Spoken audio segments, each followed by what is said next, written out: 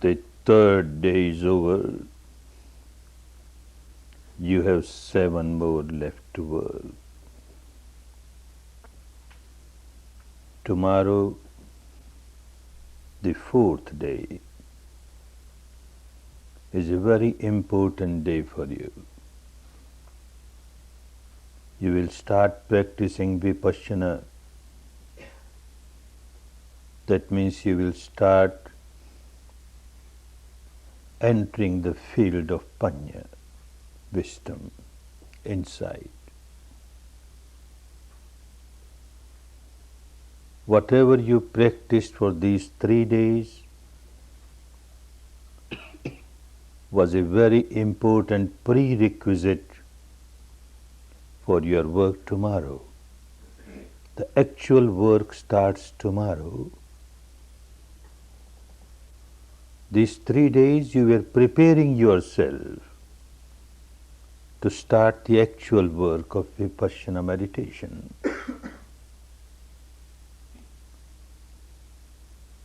Without strong Sila, it is not possible to practice Vipassana, not possible to get the results, proper results of Vipassana. Without good Samadhi, it is not possible to practice Vipassana. Therefore, these 3 days, you are observing your 5 precepts, the Sila that you had taken on the first day. This was the foundation. Stronger the foundation, the stronger the building will be on the foundation. So with a strong foundation, you started working with Samadhi, practicing Anapana. Sila is necessary to have right type of Samadhi.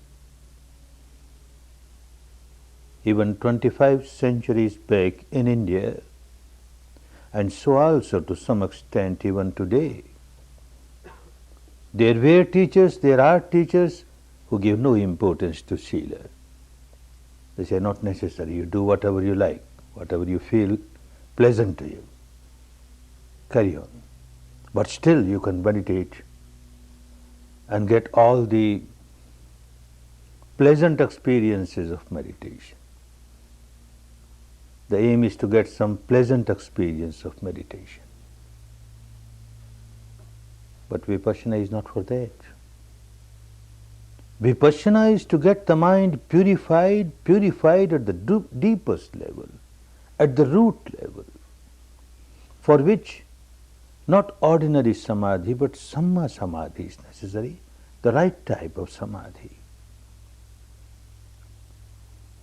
So perfect Sila is necessary for right type of Samadhi, and right type of Samadhi is necessary to develop Panya. And Panya is necessary to reach the final goal of full liberation, full enlightenment.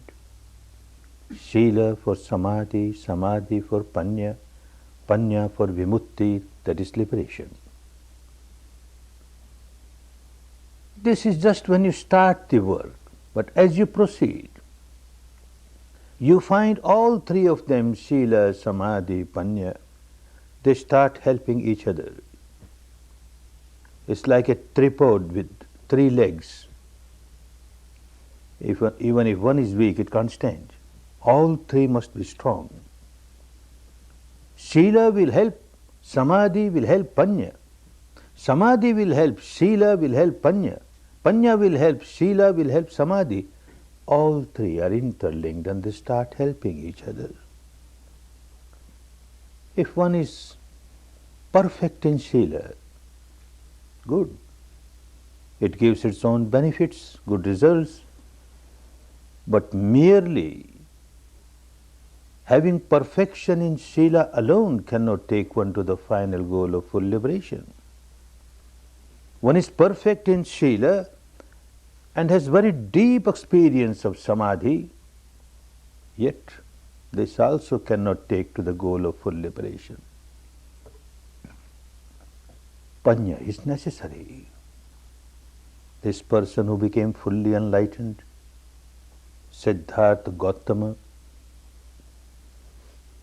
His life was full of Sila even from the young age, childhood age. And then he practiced Samadhi, living the householder's life. He went to different teachers. The highest Samadhi of those days, 8 absorption Samadhis. He practiced all that. And yet he found that he is not fully liberated. Because he noticed at the depth of the mind, there are sleeping defilements, which are like sleeping volcanoes. So long as these volcanoes are there, they can erupt any time, will overpower you, and again you will be full of misery. Roots have to be taken out. Roots of impurities at the depth of the mind has to be taken out, and for that he continued his search and rediscovered this technique of Vipassana. This is Panya. Only by practicing Vipassana he could develop his Panya and become an enlightened person. Otherwise it would have been impossible.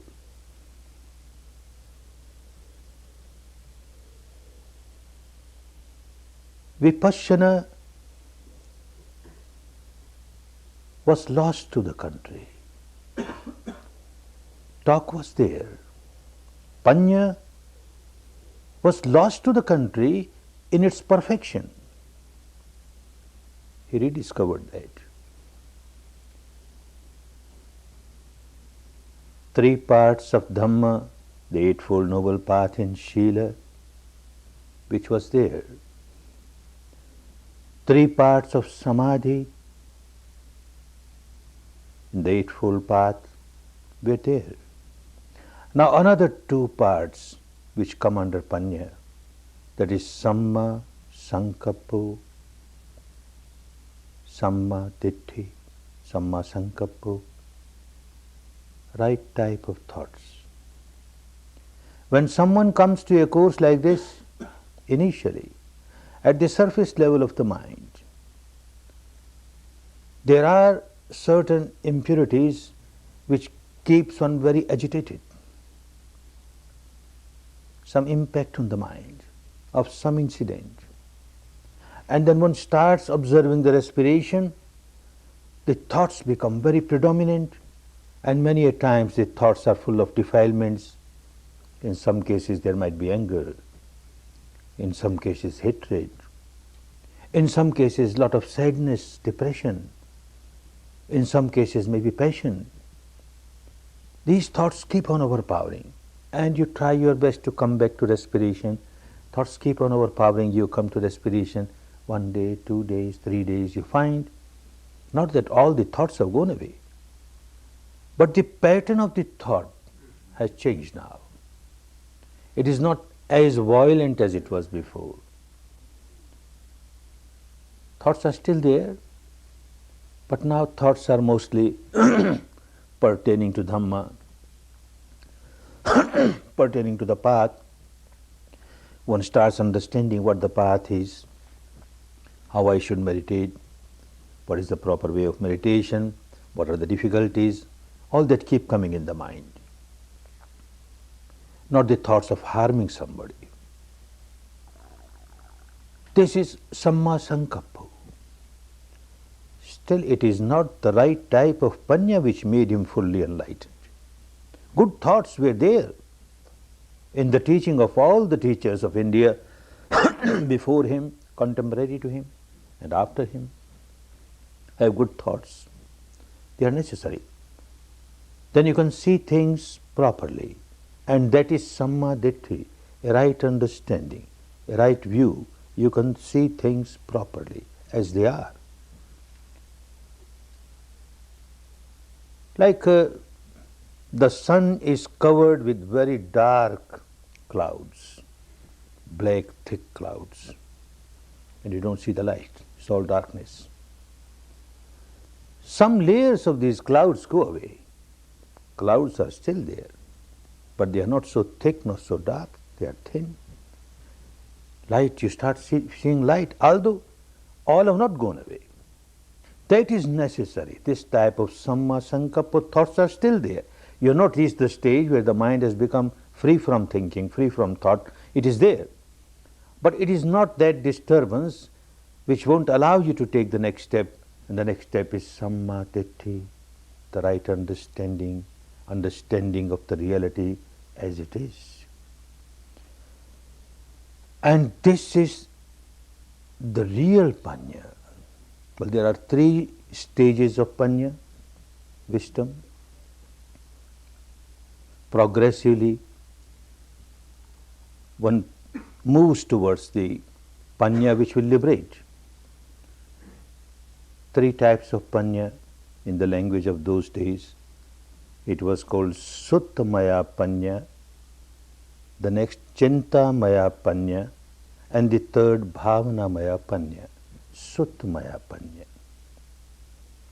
You heard something, you read something, wisdom of somebody else. A wise person, an enlightened person, a saintly person speaks words of Dhamma. They come in scriptures.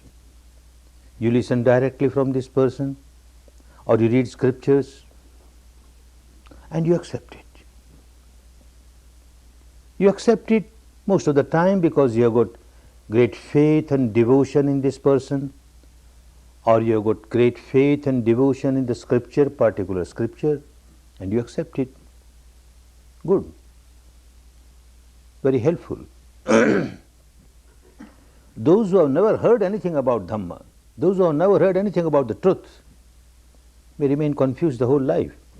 At least one has heard about Dhamma, has listened to Dhamma, listened to the right things, correct things. But this is not enough. Just by developing Suttamaya panya, the wisdom that one heard from somebody or read somewhere, cannot liberate you. It is very good in the sense that it will give you inspiration, it will give you guidance to take the next step. And the next step is Chintamaya panya, which means understanding the truth, developing the wisdom at the intellectual level. Human being is a rational being. He is not supposed to accept things blindly. He must use his intellect, have reasoning. Whatever I have heard, whatever I have read, is it logical? Is it pragmatic? Shall I accept it? At the intellectual level, one tries to understand it and one finds at the intellectual level, yes, it is quite logical, quite scientific, quite acceptable, and one accepts it. The second step of panya, very important step. Very helpful in the sense, again, you get inspiration and you get a direction to move towards the third step, which is Bhavanamaya panya. Bhava is to happen, to live. Your own wisdom, now you experience, direct experience, you have lived that wisdom, and this alone will liberate you.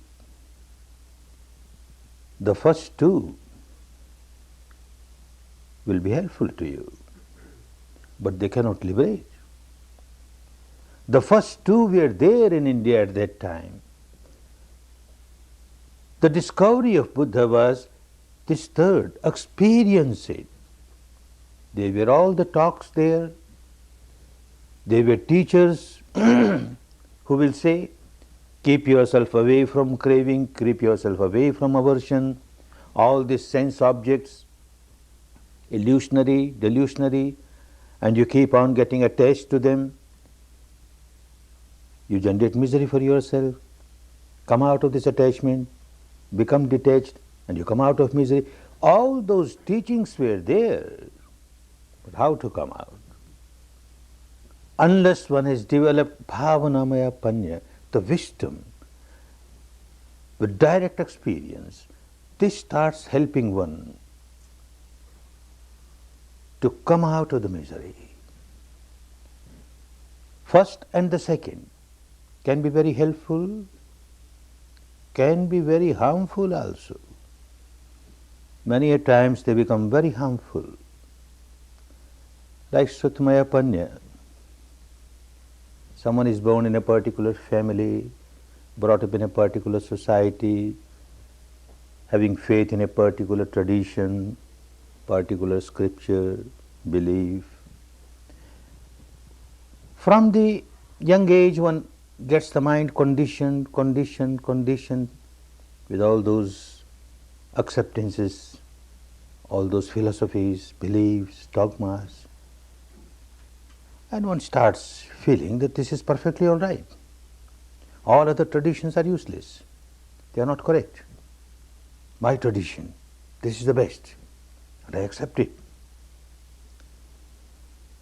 One does not take the next step at all. One feels perfectly satisfied. I have accepted the truth that our scripture says, the truth that our saints have said, the truth that the founder of our religion has said. It is wonderful. That becomes a great barrier, a bondage. Such person will never use the intellect, will never try to reason what is being taught. Far away. To develop one's own ability to experience it is far away. Becomes a big bondage. If someone who is convinced with the Sutamaya Panya and yet, being a human being, a human species, wants to reason out things and he starts reasoning, is it true? Is it correct? Is it acceptable? Is it pragmatic? Then the elders get worried. The elders of the family, the elders of the society, the elders of this particular community, they don't like it. They say, oh, you don't have belief, you don't have faith in our scriptures, you don't have faith in the founder of our religion. If you doubt, then you know what the result will be. After death, you will go to hell. And then a description of hell is given. So terrible. And he says, no, Baba, no. I don't like to go to that hell. I accept reasonable or unreasonable, pragmatic or non-pragmatic, anything, I accept. I don't want to go to hell. So poor fellow, he accepts it out of fear. Same very elders, they got another way. And they will say, look, if you accept whatever is written in our scriptures, whatever our tradition says, our philosophy says, if you accept it, then you know what will happen. After death, you will get heaven. And then a wonderful description of heaven. So wonderful, so wonderful. You will enjoy all these sensual pleasures there, celestial pleasures, so wonderful, which you can't get in this world. The mouth starts watering, wonderful. If I get that, I accept everything. I don't mind accepting. By accepting, if I get that heaven, I am the first person to accept. You accept it. So you accept it either out of blind faith, or you accept out of fear, or you accept out of greed. You are just accepting. You are not using your grey matter to understand what it is. And somebody has taken the next step. That also can become a big bondage. Many a times it so happens. You start reasoning, you find very logical. And especially the belief of your own tradition. Like a good lawyer, you will find so many ways of convincing yourself, this is correct. Our tradition says so, it is correct. You keep on arguing yourself and get yourself convinced, yes, this is correct. And that is the end of it. Now I know everything. My intellect says this is correct. And you inflate ego. I know everything now. I am such a wise person. I can write books upon books on this philosophy, on this belief. I can give lectures. I can have debates, arguments, discussion to prove that every other belief is wrong. This belief is correct. And this madness will not allow him to take the next step. So these two can become big hindrance. If one starts taking the step in the Bhavanamaya Panya, then you start experiencing the reality yourself. So long as you are not experienced, the reality is no reality for you. It is always distorted. Each individual has to experience the truth oneself to reach the final goal.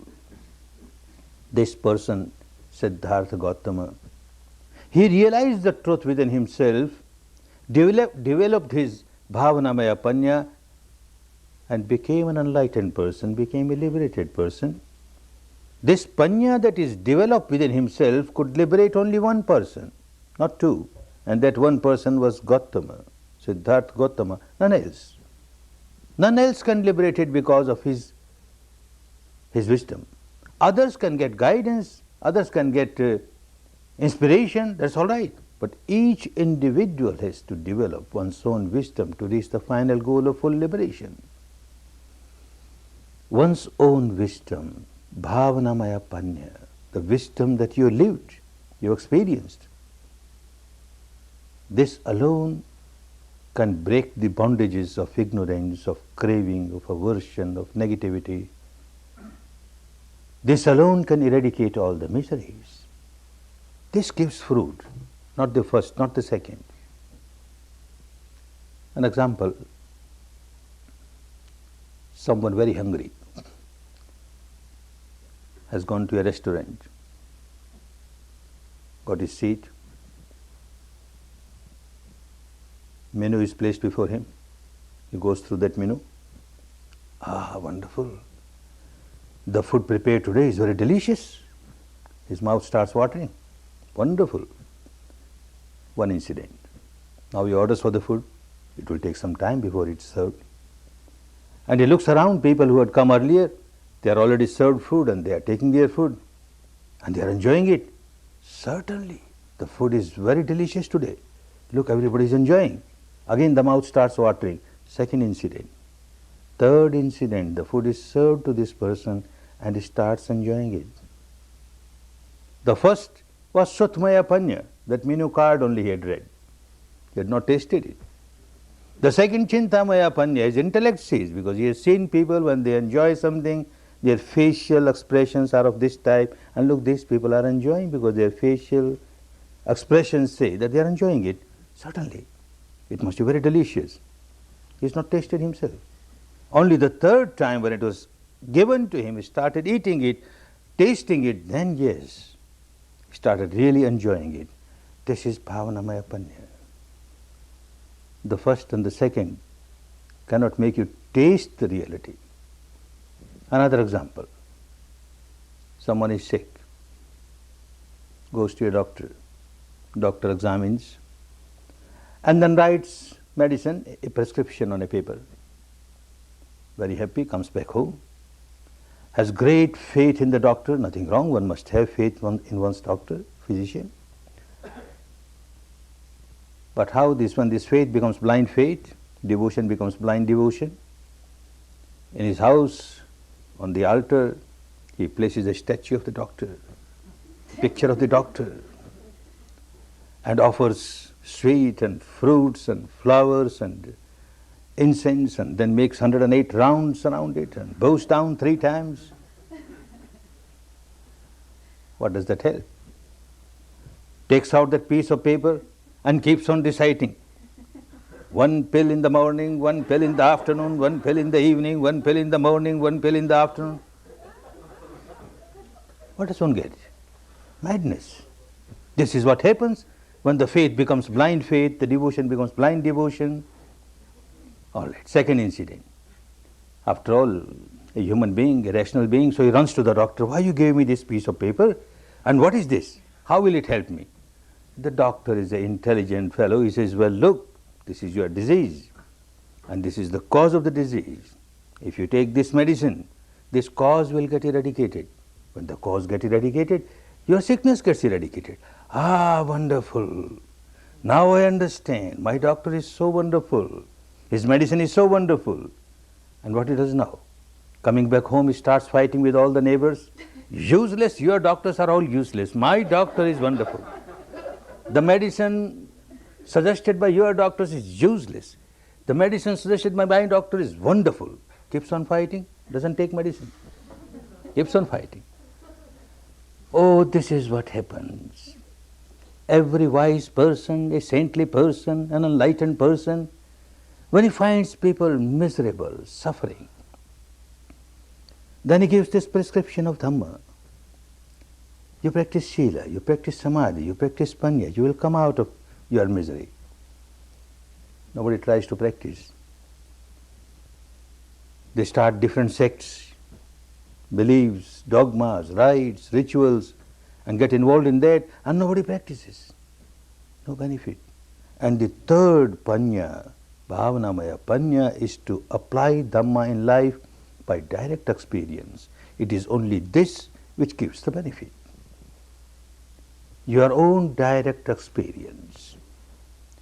Now the difficulty comes, how to have direct experience? Direct experience of this mind-matter phenomena.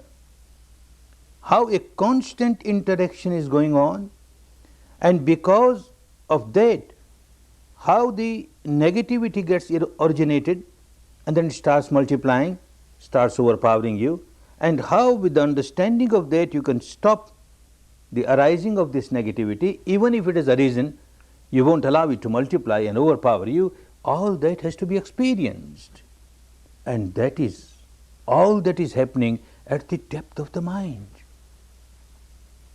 You must develop a faculty, an ability, capability to experience it. These 3 days, this is what you were doing. Unless you have that capability, that faculty, you can't practice Vipassana. Not possible. Like if you don't have your eye faculty, you can't see anything. If you don't have your ear sense faculty, you can't hear anything. Similarly, this mind faculty which takes you to the depth of the mind and matter interaction, unless you have this faculty, you can't. An example. 2 friends, young boys, very poor, live the life of beggar. They go around and beg food. One of them is blind, birth blind. One day it so happened that this friend who was blind, birth blind, he had very high fever. So the other friend said, all right, you stay here. I will go around and beg food and then we shall eat together. He went. And it so happened that day, a housewife felt very compassionate and she offered a very sweet dish. In our country we call it kheer, a pudding prepared from milk and rice and dry fruits and sweet, etc. This was offered. He was very happy. He enjoyed it. But this is liquid and he has no container to take for his friend. So he could not bring to the friend. Came back and very honestly told him, today in the begging I got this kheer, so delicious. But sorry, I could not bring for you. I had no container. All right, you didn't bring. But tell me, what is this kheer? You don't know what is kheer? I don't know what is kheer. Oh, it is white. Because made of milk, so white. White. Hey, what is white? You don't know what is white? I don't know what is white. It's not black. But what is black? You don't know white, you don't know black. What sort of person you are? I don't know what's white, what's black. Birth blind. How can I know what's white, what's black? He was looking here and there and he saw one white duck, caught hold of it and brought, look, white like this duck, white like this duck. He has no eyes, how can he see what is white and what is this duck? He uses his fingertips, passes his hand over this duck.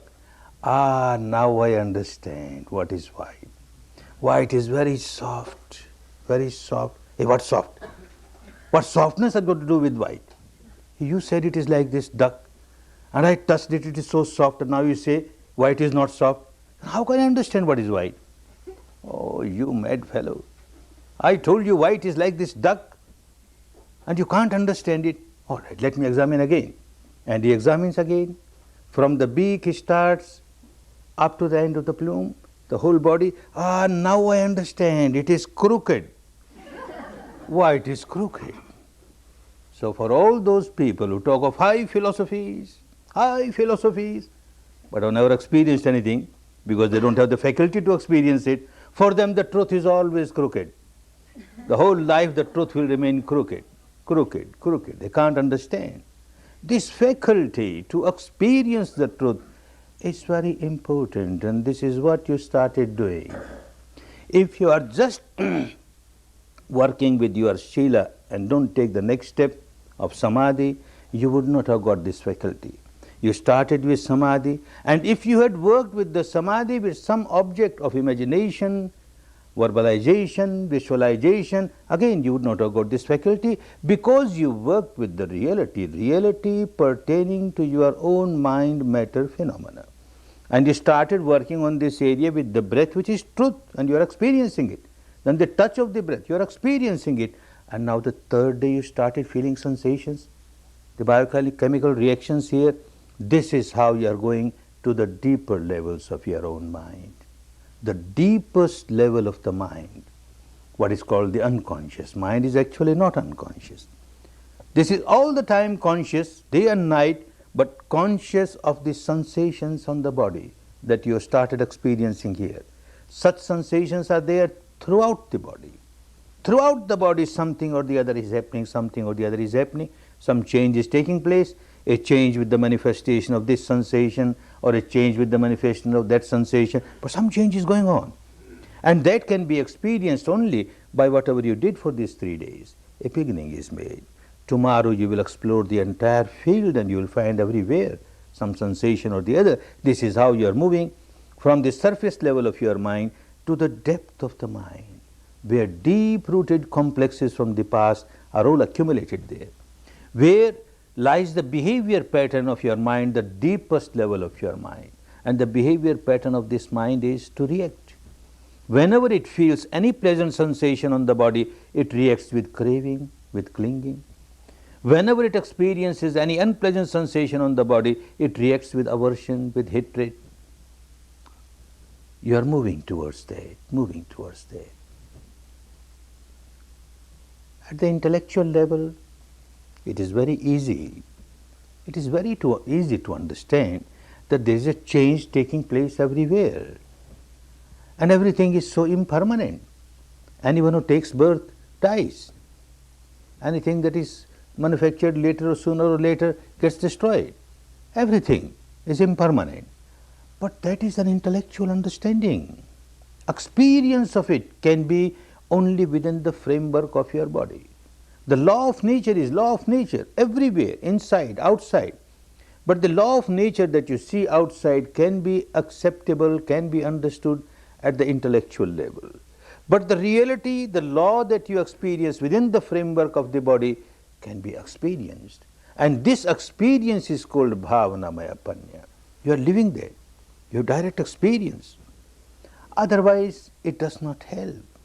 At the intellectual level, there were teachers before Buddha, at the time of Buddha, after Buddha, who kept on giving the same teaching, but it didn't work to the depth as it worked for people who started developing their own bhavanamaya panya.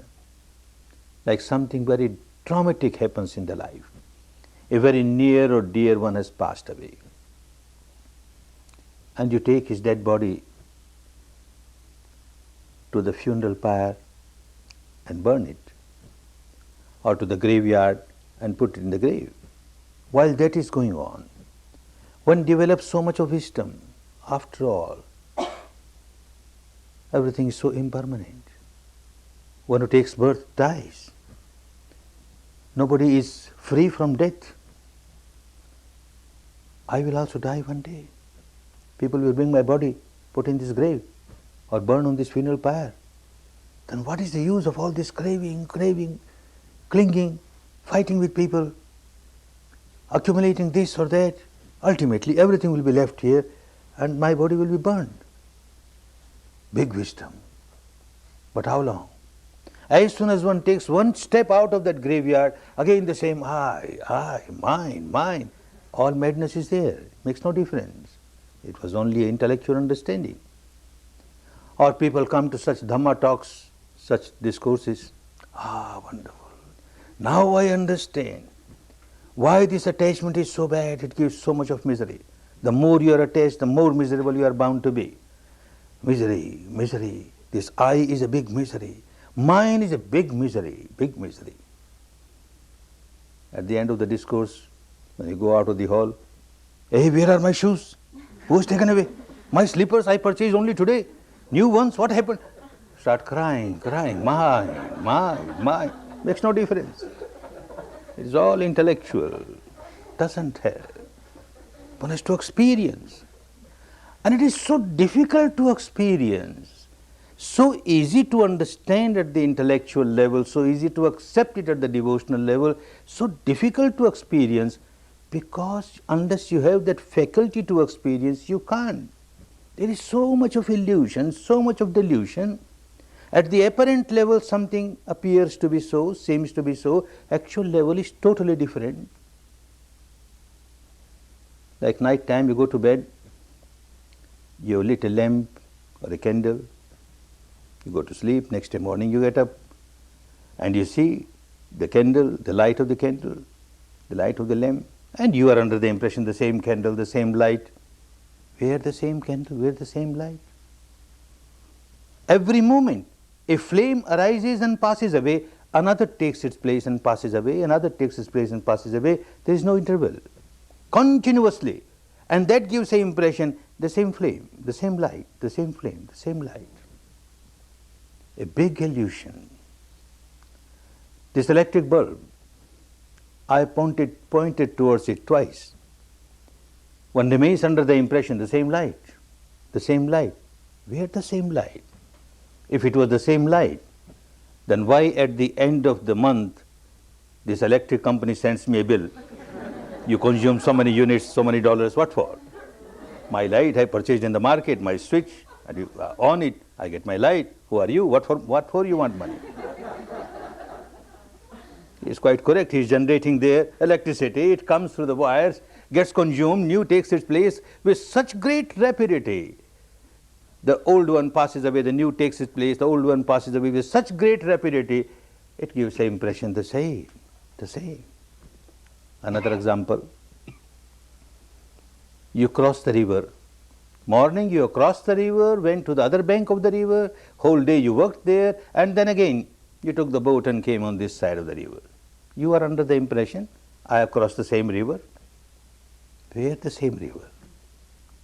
Even if you take a dip in this river, you take a dip and the head above the water, second dip, head above the water, third dip, head above the water, you are under impression that I am taking dip in the same river. Where same river? Constant flow is there.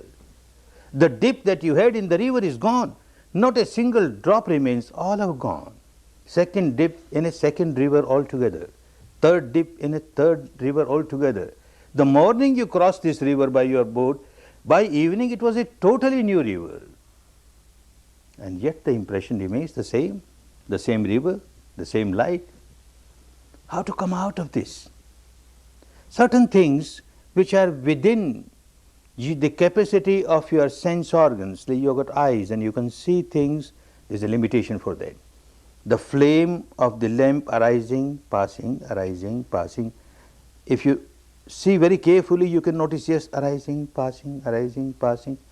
But the light of electricity, it arises and passes with such a great rapidity beyond your eyes' capacity. The flow of the river, yes, it is flowing. The second dip is a new river. Third dip is a new river. If you give attention, you can understand. But how to understand? This fellow who took the first dip is gone. Second dip is taken by altogether a new person. Third dip is taken by altogether a new person. How to understand that? You don't have that faculty to experience it. If one has not practiced Vipassana, then this Goenka, who started talking about half an hour ago, will remain under the impression, the same Goenka. I am the same Goenka. The same Goenka was yesterday. The same Goenka was 1 year ago, or 10 years ago, 50 years ago, 60 years ago, 67 years ago, same Goenka. We are same Goenka. Every moment this Goenka is dying, another Goenka is taking birth. Every moment this Goenka is dying, another Goenka taking birth. The entire physical structure made of these subatomic particles arising, passing with such great rapidity, such great rapidity. This speed creates illusion, delusion, confusion.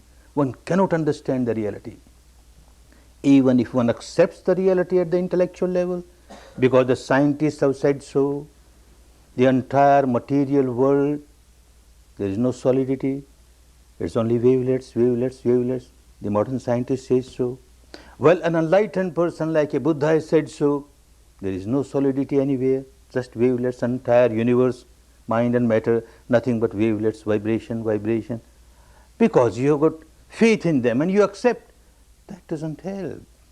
You have to experience yourself. And this is what was done by him to reach the final goal of full liberation. And that is what everyone has to do to understand the real change taking place. Every moment changing, changing, changing. With great rapidity, changing. A child is born. You see the child, beautiful, tender. You see the child after 10 years, a big change has come. And you see with the interval of 20 years, big change, 30, 40, 60, 80 years, unbelievable. The same child, how he became like this. And how he became like this. Not that at the end of every 10 years, he went to bed and some God Almighty passed a magic wand over his body and he got a changed person. Nothing doing. Every moment change is taking place, every moment changing, changing, changing, decaying, decaying, growing, decaying, growing, decaying. This is the law of nature. This law of nature, if one accepts at the intellectual level or at the devotional level, does not help at all. It is just an intellectual pleasure, intellectual entertainment, or a devotional pleasure, a devotional entertainment. It won't help. But at the actual level, when one starts experiencing it, it makes such a big difference, such a big difference. And this is what he did. What you started doing is just a very tiny step, is a long path. One has to investigate so much deep inside to understand what this material structure is, what this mind is, and what interaction is going on at a very deep level. And this made him fully enlightened. Dividing, dissecting, disintegrating, dissolving, dissolving, he reached the stage where he came to the ultimate truth pertaining to the matter, the ultimate truth pertaining to the mind, the ultimate truth pertaining to the mental contents, the mental concomitants which arise with the mind. And then it transcended that and experienced something which is beyond mind and matter.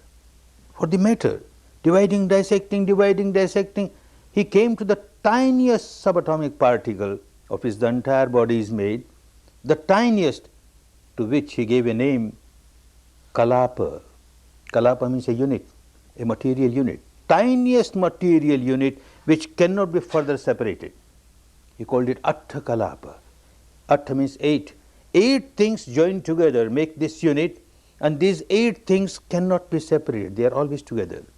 The 4 basic elements like earth, water, fire, air, and each one has its own characteristic, joined together 8. These characteristics are more important, and that can be experienced. When one reaches to that stage, then it becomes easy to understand the mind also at the ultimate level. This is the reality of the mind at the ultimate level. This is the reality of every mental content at the ultimate level. And this made him understand what is this mind-matter phenomena. With such a great rapidity, all wavelets, wavelets, wavelets, but with such a great rapidity, things arise, pass, arise, pass, arise, pass. He says, by the time I snap my fingers, or by the time I blink, this tiny little subatomic particle arises, passes trillions of times, trillions of times. A Western scientist also has come to the same conclusion. A professor in Berkeley University, he was studying, trying to understand how this atom is working. This was clear to the scientists of the West a century ago, that there is no solidity in the material world, mere wavelets, wavelets, wavelets. He was eager to know, very inquisitive to know the tiniest particle, how many times it arises and passes in 1 second. And to find out that, he invented a instrument which he very rightly called bubble chamber. Like bubble, it arises, passes, arises, passes. And with the help of this bubble chamber, he could find out and then announce that this tiniest atom, it arises and passes in 1 second, 22 zeros after 1, 22 zeros after 1. And here another scientist in the East says that by the time I snap my fingers or blink my eyes, trillions of times it arises and passes, arises and passes. They came to the same conclusion. And yet what a great difference, what a great difference. Quite a few students from this part of the world, California, Berkeley, they came to India, took courses when they heard about this professor, and he is a very renowned professor. He passed away recently and he got Nobel Prize, and Nobel Prize is not given to any Tom, Dick and Harry. Somebody must have invented something which people didn't know. So he was a very famous man. So out of inquisitiveness they went, curiosity to see this person who reached the stage which an enlightened person reached, and they found him a bundle of misery, full of tension. Why he could not come out of his misery? Why he could not come out of his tension? Whereas somebody coming to the same conclusion got free from all miseries, because Bhavanamaya Panya was missing. He had come to this conclusion with the help of his apparatus, his instrument, the bubble chamber. He has great faith in this bubble chamber. He has great faith in his own intellect, and he says it is so. But this person is not using any scientific instrument or apparatus, only his experience, direct experience, and this makes all the difference. When you go deep inside to understand the reality of your mind and matter interaction, it is not for the sake of curiosity, not to quench the thirst of your inquisitiveness. It is, the purpose of it is to come out of the ignorance and see how out of ignorance you keep on generating impurity after impurity, defilement after defilement, negativity after negativity, and you become a bundle of misery. To change that habit pattern, one has to go deep inside, and experience the truth. The first truth which one starts experiencing is the truth of change. Every moment a change is taking place. The entire mind-matter phenomena, constantly changing. And that is understood at the experiential level. Everything is changing. There is nothing throughout the physical structure or the mental structure, as you keep on dividing, dissecting, disintegrating, dissolving, nothing which you can say this is the hard core and now this remains permanent. You keep on exploring. If there is any hard core, let me see, let me experience it, and this is what the Bhavanamaya Panya will do. The anicca, the change, is experienced now. The change is not accepted merely at the level of intellect, not accepted merely at the level of devotion, at the actual level. Change. Initially, you come across very solidified, intense, apparent reality. This body, so solidified, made of bones and flesh, etc., etc. And what you feel on the body, all solidified, intense, like pressure, like heaviness, like numbness, like heat, like pain, all solidified and intensified. As you started observing here, you will start observing things throughout the body, and you observe objectively, not that all the time you will observe objectively, it takes time, but you start working on that. Few moments you get when you observe really objectively. And as you are observing objectively, you find the mind is becoming sharper and sharper. And as the mind becomes sharper and sharper, it starts experiencing subtler and subtler reality. The intensity, through the intensities, through the solidity, you start piercing, penetrating, and you start experiencing subtler reality, subtler reality, subtler reality, till one reaches the experience where the entire material structure, the entire mental structure is nothing but vibrations, vibrations arising, passing, arising, passing. Bubbles arising, passing, wavelets arising, passing, constant flow, constant flux. Then you are experiencing the truth of impermanence. It is not merely an intellectual game. It is not merely an emotional or devotional game. It's the actual experience of the truth, that what you experience within the framework of the body is a constant flux, a constant flow, every moment changing, changing, changing, changing. Then the madness goes away. Madness of what? Madness of attachment towards this physical structure. Madness of attachments towards this mental structure, the combination of the two. Something which is so ephemeral. What purpose will be served by developing craving towards it, developing aversion towards it? And one learns how to observe. Observe equanimously, equanimously, equanimously. Old habit pattern was to react. This very mind-matter phenomena generating this sensation or that sensation, pleasant or unpleasant, and a reaction is there, craving or aversion, you lose the balance of the mind, you become very agitated. And now this first part of wisdom, anicca, will become clearer and clearer at the experiential level.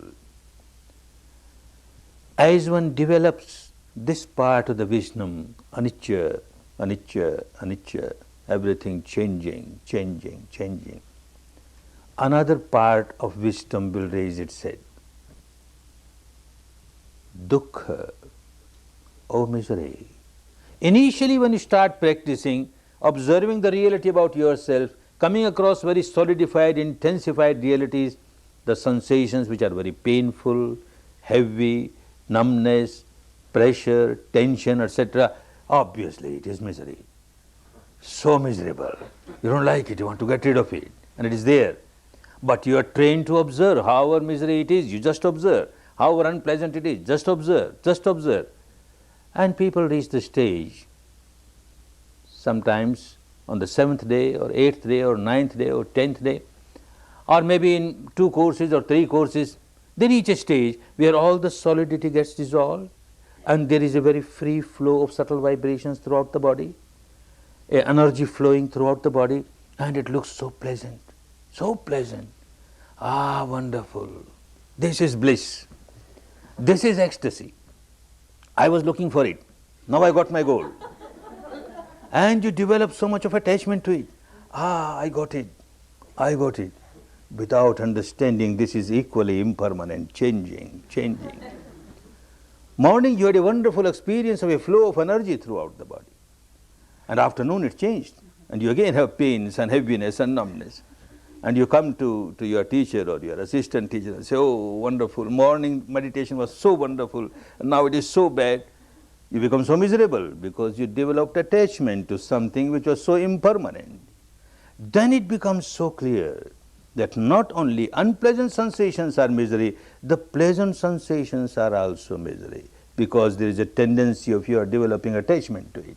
And every attachment is synonymous to misery. You are bound to feel miserable because whatever you are attached to is not permanent, it is impermanent, bound to change sooner or later. This becomes clearer and clearer. The dukkha, not the dukkha of the pains, etc., but the dukkha of even pleasant sensations in your body. The third part of panya will raise its head. It will become so clear. Anatta, no I, no mine. It appears to be so. There is an I in me. It appears to be so. This is mine. But then as you proceed further, at the experiential level, not at the intellectual level, it becomes so clear. What is I? You explore the entire field of matter within you, the entire field of mind, the combination of the two, and nothing but wavelets, wavelets, wavelets, bubbles, bubbles, bubbles arising, passing. Now which bubble is I? This bubble is I, and it's gone away, so I am gone away. Which wavelet? Which wavelet is I? It's gone, so I am gone. Which wavelet? Oh, for conventional purpose, we have to use these words, I, mine, you, yours. Actually, there is no I, no mine. You have to use these words. Otherwise, how can you say this mass of bubble talking to that mass of bubble? It doesn't work. You have to use these words, I, mine, you are, he, she, etc. That is apparent truth. It appears to be so. This is also true. But the ultimate truth, the real truth is nothing but wavelets, wavelets, vibrations, vibrations, bubbles, a senseless. This anatta. If there is really I, or if there is really mine, something mine, I must have possession over it. What possession I have got? What possession I have got? At the age of about 40, one looks the face in the mirror and sees some grey hair. I'm getting grey. Oh no. Oh no. And runs to the chemist shop, buys some dye, hair dye, and uses it. I'm young. I'm still young. Tries to deceive others. Tries to deceive oneself. But how to deceive this nature? The law, the Dhamma. One is graying. One is decaying, decaying, decaying. Dying, dying, dying. Every moment you are dying, you are dying, you are dying. If you control, if you are master of your own physical structure, you say, no, you can't decay. You must remain as I want you to remain. Nothing doing, you are helpless. It is decaying, decaying, decaying. Without understanding this phenomenon, constantly changing phenomenon, one feels so happy. I am 20 years old, birthday party, big celebration, happy birthday to you, happy birthday to you. Poor chap doesn't understand, he's 20 years nearer his graveyard. What happy? This does not mean that whenever your birthday comes you start crying, I am nearer 1 year to my... Oh no, Dhamma does not teach you to cry. You understand the reality. This is the fact. So many time is gone now. Whatever is left, I don't know how much is left. Whatever is left, what best use I can make? What best use I can make? Well, this is wisdom. When anatta becomes clear, when anicca has become clear, changing, changing, changing, dukkha has become clear, anatta has become clear, then you are developing, you are getting established in wisdom. Step by step you are moving towards your final goal. Then in day-to-day life you find your wisdom is manifesting itself in your dealing with people, dealing with situation. You will understand this is the apparent truth, and you have to deal with the world at the level of apparent truth. You can't say this wall is just mass of vibrations and wavelets. My leg is also just wavelet. I kick it and my leg will go just out of it. Doesn't happen. It will break your leg. So at the apparent level, it is true, it's solid wall, and this is also solid. But at the ultimate level, mere vibration, vibration, this also mere vibration, vibration, so that you don't develop attachment towards it. And when that starts happening, you learn how to observe things not just in a solidified reality, apparent reality. Apparent reality is so, solidified reality. You will feel like dividing it, dissecting it, disintegrating it, and see the ultimate truth. When one does not have proper wisdom, and a man looks at the solidified body of a woman, ah, so beautiful, so beautiful. Or a woman looks at the solidified body of a man, oh, so beautiful, so beautiful. When you develop in Dhamma, you will try to understand what beautiful. Let me see. Let me divide, dissect, disintegrate, and see what's beautiful. You start from the top of the head. These hairs, ah, beautiful. Blonde hair, or brunette hair, or silken hair, or dark hair, or this hair, or that hair. One hair has come out. What beauty! You feel like throwing it away.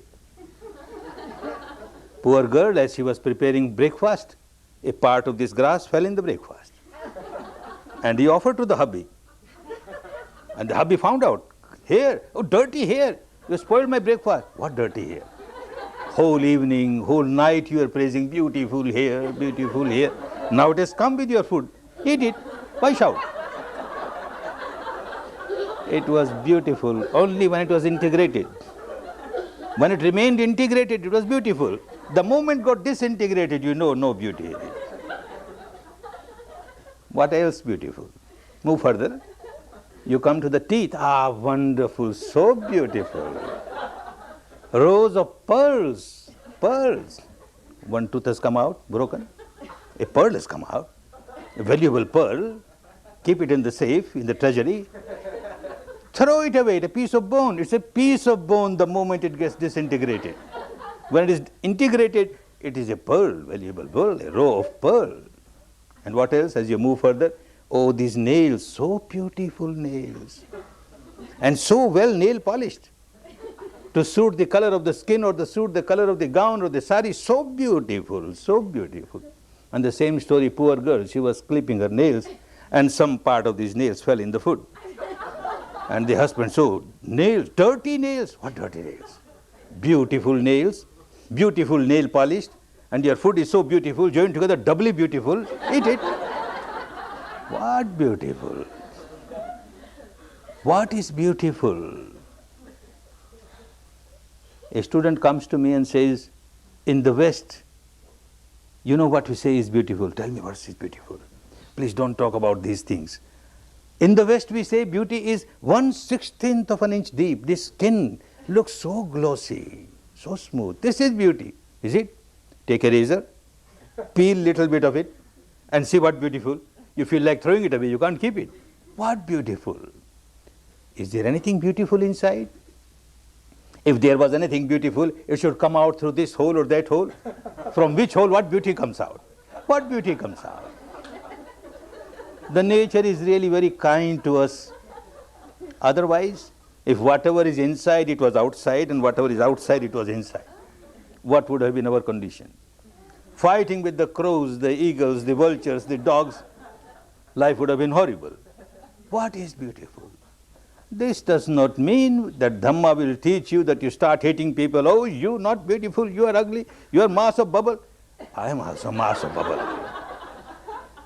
Dhamma will not teach hatred. As you go deeper and deeper in understanding, develop your panya, mind becomes purer and purer, and pure mind is full of love, infinite love, full of compassion, infinite compassion, full of joy, sympathetic joy, infinite sympathetic joy, and infinite equanimity, balance. You can't hate anybody. Mere love, goodwill, compassion, love, goodwill. The path takes us to that stage where we come out of our misery, we come out of our defilements and live a real liberated life, enlightened life, a good life, good for us and good for others, for which each individual has to work. Good that you have come here to work, you made a proper preparation these 3 days, and tomorrow you will be entering the field of Panya, starting Vipassana. But understand, when you start Vipassana, don't expect that as soon as you start observing the reality, you will see trillions of subatomic particles arising and passing. And oh no, no, no. Initially you will have all these pains and pressures and heaviness, and slowly they will get disintegrated.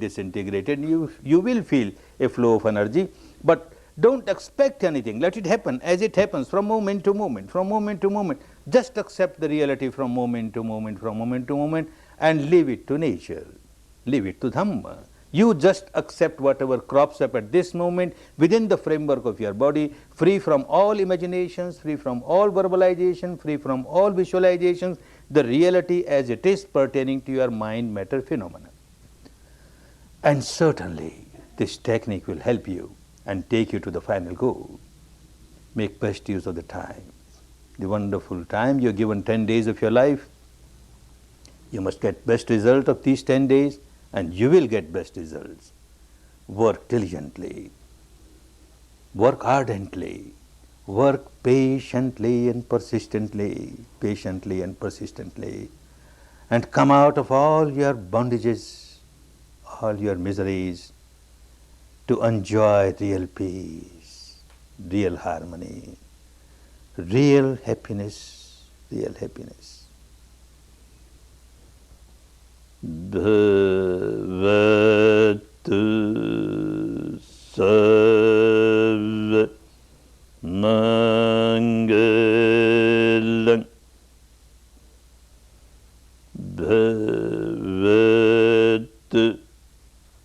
Sarva Mangalam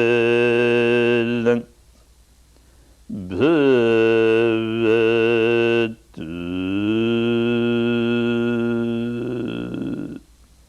Sarva Mangalam.